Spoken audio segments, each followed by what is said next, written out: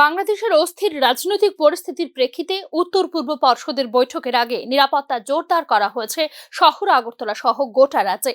বাংলাদেশে অস্থির রাজনৈতিক পরিস্থিতির কারণে সীমান্তরক্ষী বাহিনীর সঙ্গে সমন্বয় রক্ষা করা হচ্ছে বলে ইতিমধ্যে জানিয়েছিলেন রাজ্য পুলিশের মহানির্দেশক অমিতাভ রঞ্জন।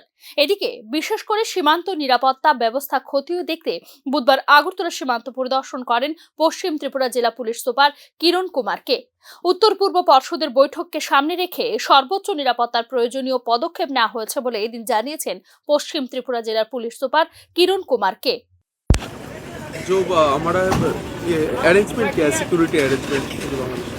नहीं, सिक्योरिटी अरेंजमेंट हम लोग कुछ दिनों से ऑलरेडी हम लोग इधर इंटीग्रेटेड चेक पोस्ट अकौरा के पास फिक्स पिकेट लगा दिया है।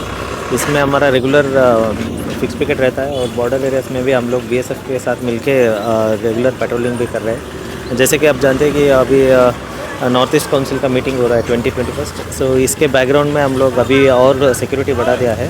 पूरा जो सेंसिटिव एरियाज है, कम्युनली सेंसिटिव एरियाज है, इस सब में पीस रखने के लिए जो चाहिए सभी स्टेप्स हमने ले लिया है। উল্লেখ করা যেতে পারে ত্রিপুরা একমাত্র ভারতীয় রাজ্য যা বাংলাদেশ দ্বারা 3 দিক দিয়ে ঘেরা। আগামী 20 এবং 21 ডিসেম্বর আগরতলায় অনুষ্ঠিত হতে চলেছে উত্তর পূর্ব পর্ষদের 72তম প্লেনারি সেশন।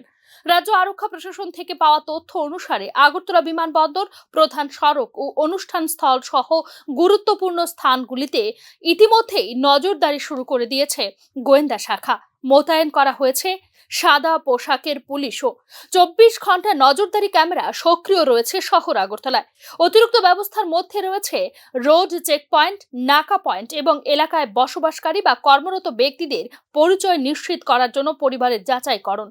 এদিকে উত্তর পূর্ব পর্ষদের বৈঠককে সামনে রেখে সরকারি আধিকারিকদের সব ধরনের ছুটি বাতিল করে দিয়েছে রাজ্য সরকার।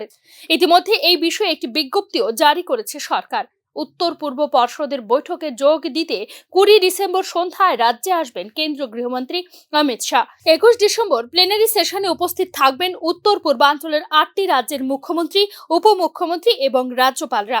2014 সালে কেন্দ্রে বিজেপি সরকার গঠন হবার পর এই প্রথম আগরতলায় অনুষ্ঠিত হতে চলেছে উত্তর পূর্ব পর্ষদের বৈঠক। Bureau report, news now.